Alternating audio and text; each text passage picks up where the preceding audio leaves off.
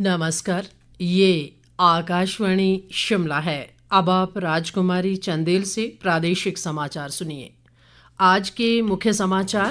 प्रदेश विधानसभा का मॉनसून सत्र शिमला में शुरू। सत्र के पहले दिन प्रदेश में भीषण प्राकृतिक आपदा पर चर्चा आरंभ। मुख्यमंत्री सुखविंदर सिंह सुक्खू ने कहा, सराज विधानसभा क्षेत्र के लिए घोषित विशेष राहत पैकेज पूरे प्रदेश में एक समान रूप से होगा लागू। नेता प्रतिपक्ष जयराम ठाकुर का आरोप, प्राकृतिक आपदा से कारगर ढंग से नहीं निपट पा रही राज्य सरकार। प्रदेश में पिछले 3 सालों में 1.4% बढ़ी बेरोजगारी दर। और प्रदेश में मानसून की वर्षा का क्रम रुक रुक कर जारी। भूस्खलन से बाधित कीरतपुर मनाली 4 लेन यातायात के लिए बहाल। अब समाचार विस्तार से। प्रदेश विधानसभा का मॉनसून सत्र आज से शिमला में शुरू हो गया है।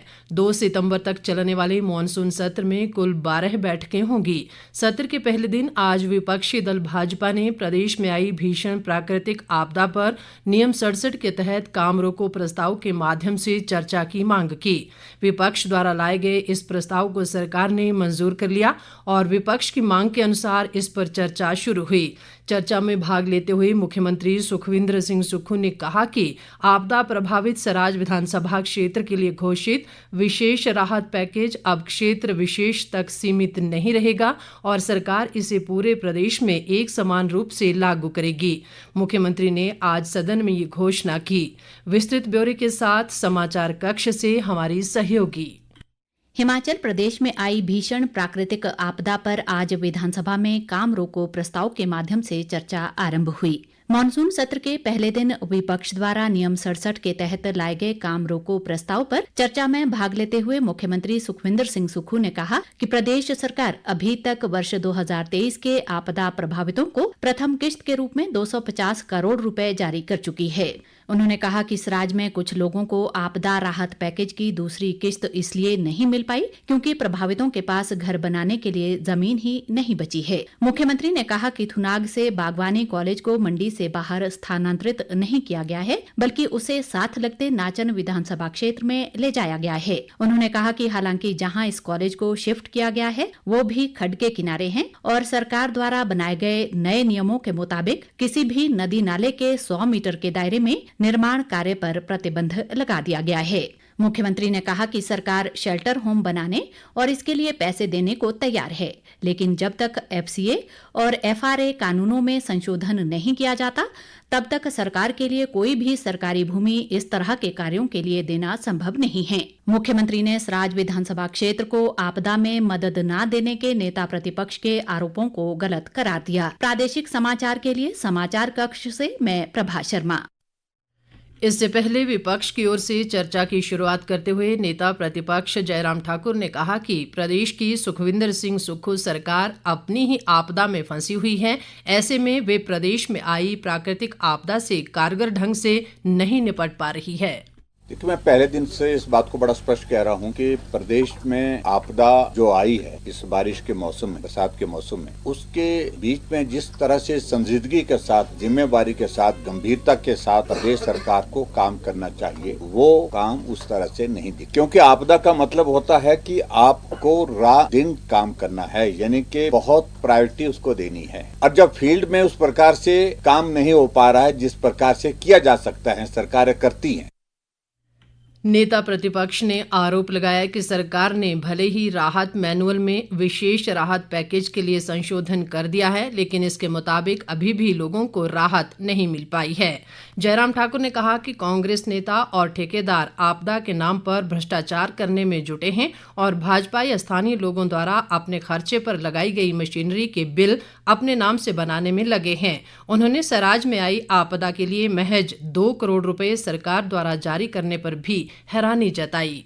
मैं समझता हूँ कि बहुत दुर्भाग्यपूर्ण परिस्थिति है, ये सच्चाई है। जिन लोगों ने अपनी मशीनें फ्री ऑफ कॉस्ट दे करके सड़कें खोली हैं, उन सड़कों पर अधिकारियों को के ऊपर दबाव डालकर टेंडर लगाने के लिए कहा जा रहा है, ये हमारे टेंडर लगा दीजिए। उसमें आपदा में भी अवसर तलाशने की कोशिश कर रहे हैं, बहुत दुर्भाग्यपूर्ण। इस बीच विधानसभा अध्यक्ष कुलदीप सिंह पठानिया ने आज मॉनसून सत्र शुरू होने से पहले सर्वदलीय बैठक की अध्यक्षता करते हुए सत्ता पक्ष और विपक्ष से सदन संचालन में रचनात्मक सहयोग की अपील की। विधानसभा अध्यक्ष ने कहा कि सदन का अधिक से अधिक समय जनहित व प्रदेश हित से जुड़े मुद्दों पर चर्चा के लिए उपयोग किया जाना चाहिए। पठानिया ने कहा कि ये विधानसभा के इतिहास का चौथा बड़ा मॉनसून सत्र है जहां चर्चा व जनहित से जुड़े मुद्दों को उठाने के लिए पर्याप्त समय है।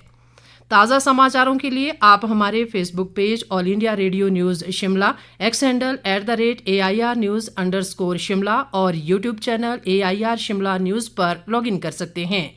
बाकी समाचार अंतराल के बाद।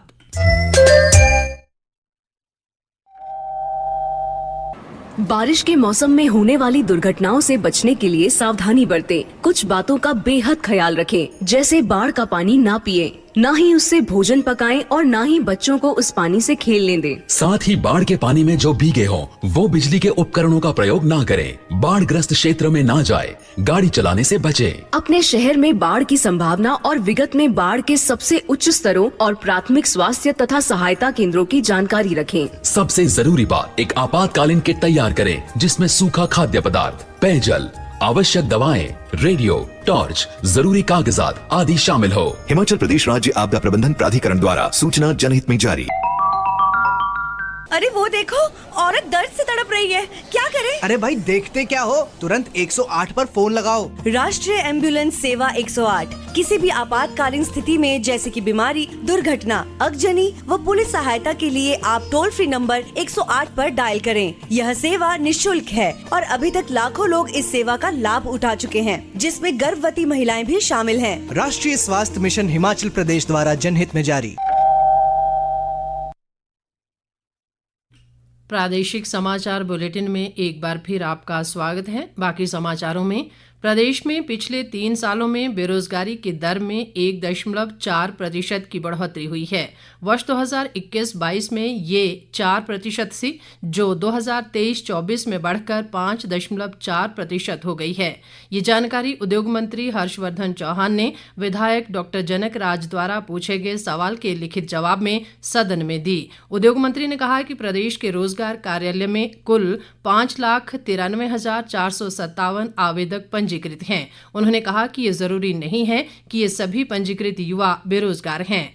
लोक निर्माण मंत्री विक्रमादित्य सिंह ने विधायक सुधीर शर्मा के सवाल के लिखित जवाब में बताया कि प्रदेश में 30 नवंबर 2022 तक लोक निर्माण विभाग में 2421 कामों के 642 करोड़ 38 लाख रुपए की देनदारियां लंबित हैं। इसमें से सरकार ने कुछ कार्यों का 10 करोड़ 21 लाख रुपए अन्य कार्यों के लिए निकालकर आवंटित किया है। राजस्व मंत्री जगत सिंह नेगी ने विधायक सुधीर शर्मा के सवाल के लिखित जवाब में बताया कि सरकार प्रदेश में जल्द ही पटवारियों के 874 पद भरेगी और इस संबंधी प्रस्ताव राज्य चयन आयोग को भेजा जाएगा। विधानसभा के मॉनसून सत्र की शुरुआत पूर्व विधायक गणेश दत्त भरवाल के निधन पर शोकोद्गार से हुई। इसके अलावा सदन ने हिमाचल प्रदेश में बारिश से हुई लोगों की मृत्यु पर भी शोक व्यक्त किया। शोकोद्गार में भाग लेते हुए मुख्यमंत्री सुखविंदर सिंह सुक्खू ने कहा कि पूर्व विधायक गणेश दत्त भरवाल का 20 जुलाई 2025 को 79 साल की आयु में निधन हो गया। मुख्यमंत्री ने कहा कि वे चिंतपूर्णी से विधायक बनकर विधानसभा पहुंचे और उनकी सामाजिक सेवा के प्रति गहरी रुचि थी। वहीं मुख्यमंत्री ने आपदा में हुई लोगों की मृत्यु पर भी शोक व्यक्त किया। शोकोद्गार में भाग लेते हुए नेता प्रतिपक्ष जयराम ठाकुर ने कहा कि जनप्रतिनिधि के नाते गणेश दत्त भरवाल का विधानसभा के अंदर और बाहर बड़ा योगदान रहा है। जयराम ठाकुर ने प्रदेश में आपदा में हुई लोगों की मृत्यु पर भी शोक व्यक्त किया। कृषि मंत्री चौधरी चंद्र कुमार, विधायक सुदर्शन सिंह, राकेश कालिया, सतपाल सिंह सत्ती, विवेक शर्मा ने भी शोकोद्गार में भाग लिया।